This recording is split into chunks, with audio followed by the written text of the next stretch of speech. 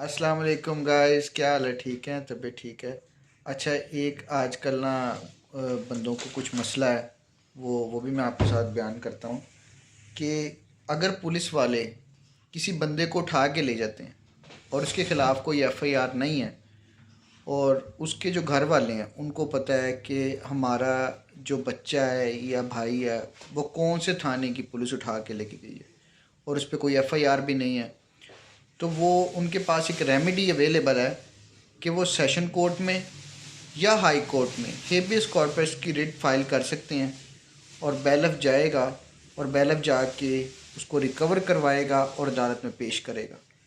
और अगर उसके ख़िलाफ़ कोई पर्चा है तो वो भी उस पर जो है ना उसकी रिपोर्ट में आ जाएगा कि ये फ़लाना पर्चा इस बंदे के नाम जो है ना इस थाने में दर्ज है, तो फिर उसकी आप बेल करवाएंगे। लेकिन अगर आप जो गैर कानूनी उसको रखा हुआ है और गिरफ्तारी भी नहीं डाल रहे उसकी, तो वो हेबियस कॉर्पस के ज़रिए आप अपने बंदे को रिकवर कर सकते हैं। Thank you. अस्सलाम वालेकुम व्यूअर्स, क्या हाल है? ठीक है, तबीयत ठीक है। आज मेरे साथ मेरे दोस्त हैं मियाँ इमरान खालिद, इनसे हम कुछ सवाल पूछते हैं, ये टेक्स्ट की प्रैक्टिस करते हैं। मियाँ साहब, एनटीएन और फाइलर में क्या फ़र्क है? देखिए राणा साहब, जो एनटीएन है ना बेसिकली एक नंबर है, नेशनल टैक्स नंबर। ठीक है। ठीक है, इसका मतलब ये नहीं है कि आप फाइलर हैं। फाइलर होने के लिए आपको जो प्रोसेस करना होता है उसमें आपको income tax return current year submit करना होती है, उसके बाद एटीएल सरचार्ज सबमिट करवाना होता है, उसके बाद आप एक्टिव टैक्स पेड लिस्ट में आ जाएंगे, फिर आप एक्टिव फाइलर होंगे। ठीक है। और जब जो आप ज़्यादातर लोग क्या करते हैं जब इनकम टैक्स रिटर्न फाइल करते हैं, बेसिकली इनकम टैक्स रिटर्न के दो पोर्शंस होते हैं, एक वेल्थ स्टेटमेंट और एक इनकम टैक्स रिटर्न। ठीक है। अब जो वेल्थ स्टेटमेंट है ना, वो बड़े ही ध्यान से और बड़ी ही प्रोफेशनली बनाने वाला डॉक्यूमेंट है।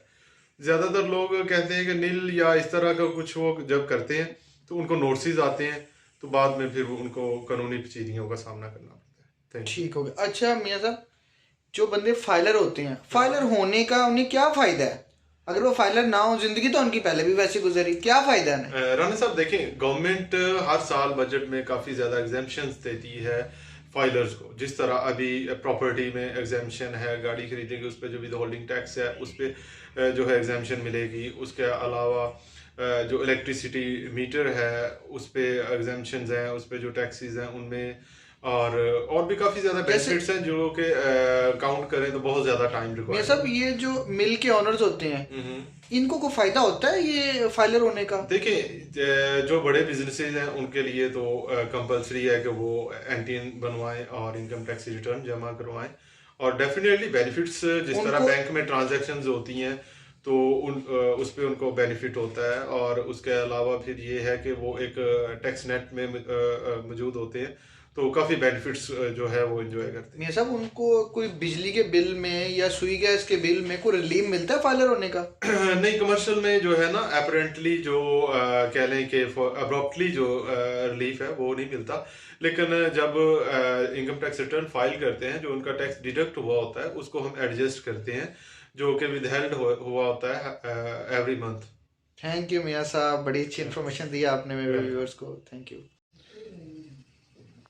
जी अस्सलाम वालेकुम राना साहब, कैसे हैं आप? ठीक हैं? अल्लाह का शुक्र है, आप सुनाएं मियाँ साहब? ठीक है। जी अल्हम्दुलिल्लाह। राना साहब, आजकल एक बड़ा क्वेश्चन पूछा जा रहा है कि ओवरसीज़ पाकिस्तानियों को अगर स्पेशल पावर ऑफ अटर्नी और जनरल पावर ऑफ अटर्नी, जिसको मुख्तार आम और मुख्तार ख़ास कहते हैं, वो हासिल करना हो तो उसका क्या प्रोसेस है? मैं उसका प्रोसेस आपको बता देता हूँ। Basically general power of attorney और स्पेशल पावर ऑफ अटॉर्नी में थोड़ा सा फ़र्क है, वो मैं बयान कर देता हूँ। स्पेशल पावर ऑफ अटॉर्नी, जैसे नाम से ही जाहिर है, किसी मखसूस काम के लिए, मखसूस काम के लिए मतलब एक बंदा है बाहर के मुल्क, उसने स्पेशल पावर ऑफ अटॉर्नी दी है अपने पाकिस्तान में किसी बंदे को।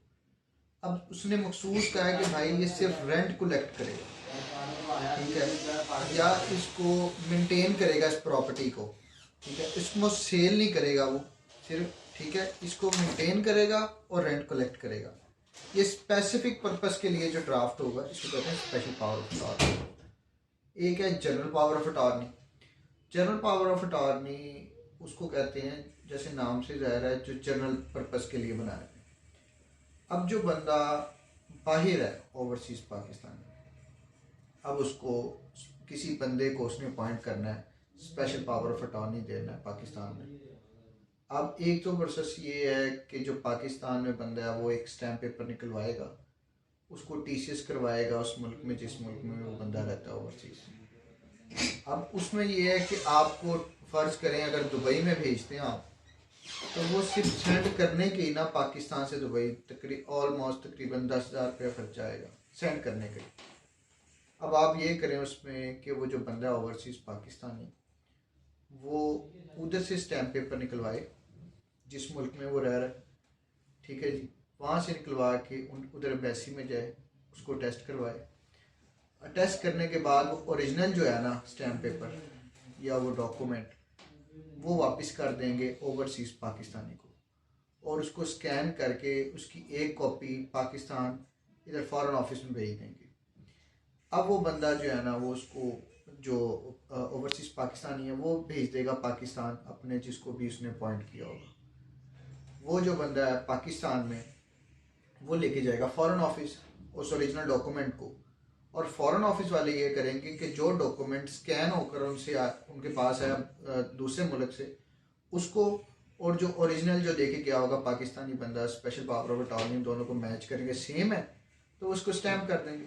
उसके बाद इन्होंने इसको सब रजिस्ट्रार के पास रजिस्टर्ड भी करवाना होता है, और इसकी मियाद जो है 120 डेज़ है कि 120 डेज़ के लिए वैलिड होगा।